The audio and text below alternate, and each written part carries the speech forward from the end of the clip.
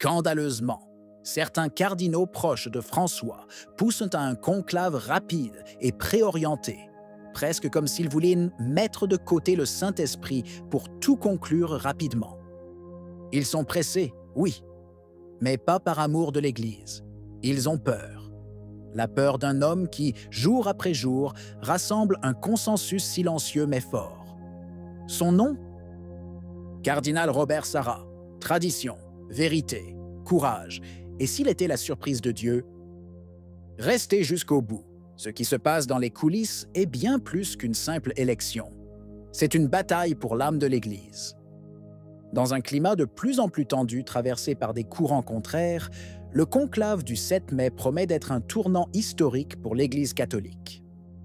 Alors que la mort du pape François est encore fraîche dans la mémoire des fidèles et des prélats, certains secteurs du Collège des cardinaux semblent déterminés à fermer la parenthèse perturbatrice du pontificat récemment conclu, tandis que d'autres font pression pour garantir sa continuité à tout prix.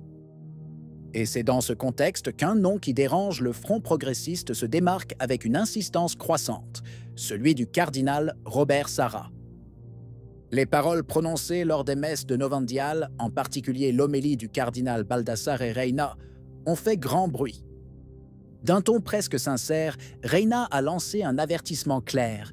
Ce n'est pas le moment de manœuvrer, ce n'est pas le moment de revenir en arrière.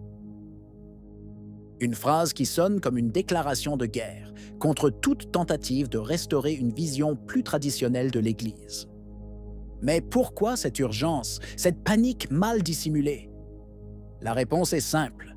Parce que, malgré les promesses de continuité et les invitations à entrer dans le rêve de Dieu, le vent pourrait vraiment tourner.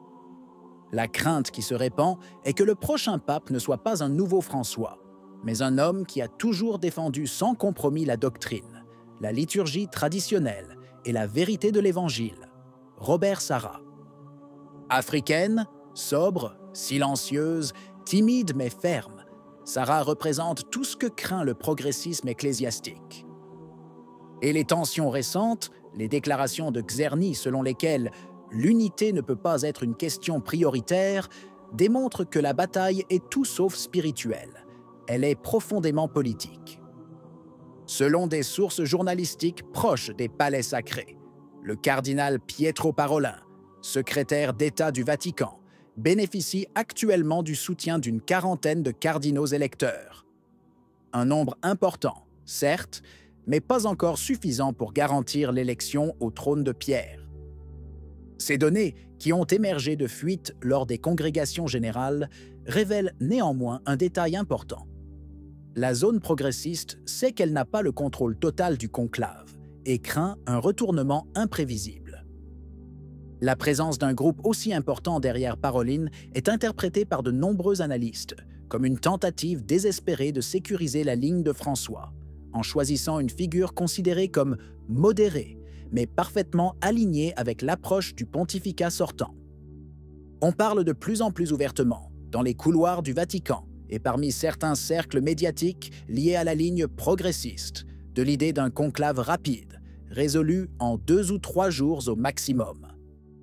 Une prédiction qui laisse perplexe non seulement par sa frivolité, mais aussi par son arrogance implicite, comme si l'Esprit Saint devait se plier à l'agenda de ceux qui sont pressés de garantir un projet ecclésial déjà affaibli par de profondes divisions.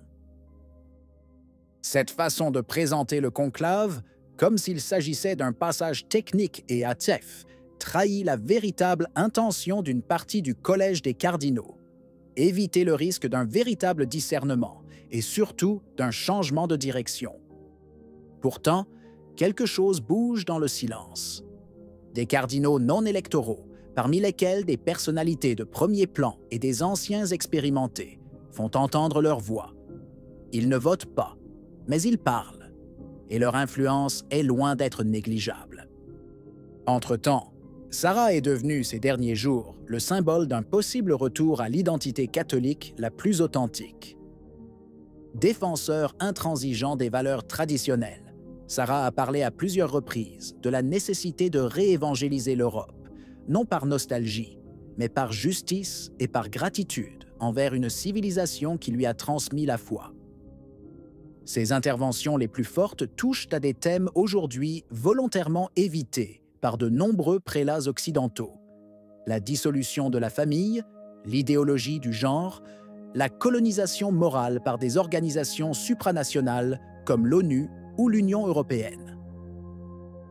Sarah n'a jamais eu peur de dire que l'Occident, s'il est privé de ses racines chrétiennes, est condamné à mourir.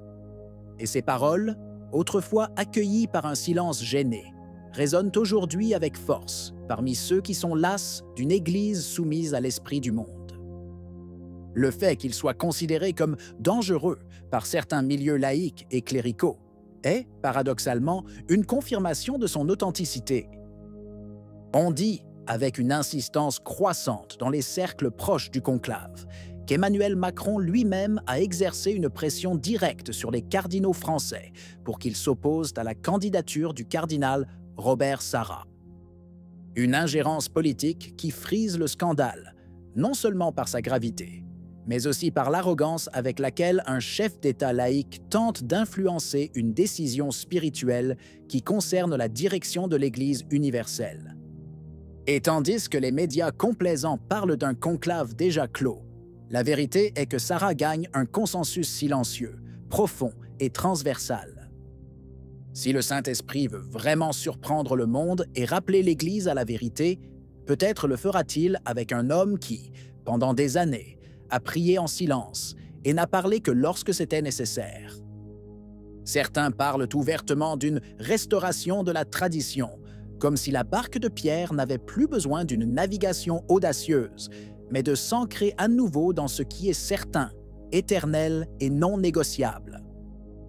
Les masques tombent. Les accusations contre Muller d'être belliqueux, les critiques virulentes contre le cardinal Arens, sont un signe que le front progressiste craint de perdre le contrôle de la barre. Aujourd'hui, il suffit de peu pour être qualifié de dangereux. Il suffit de dire que l'unité de l'Église doit être une priorité. C'est précisément ce qu'affirmait Muller, avec le courage de quelqu'un qui se soucie de l'intégrité de la foi. L'Église a besoin de redécouvrir son identité, de se réunir autour de la vérité, de ne pas s'effilocher en 1000 ouvertures incohérentes. Mais ces paroles, à une époque où la confusion doctrinale est présentée comme de la miséricorde, sont devenues un motif d'attaque.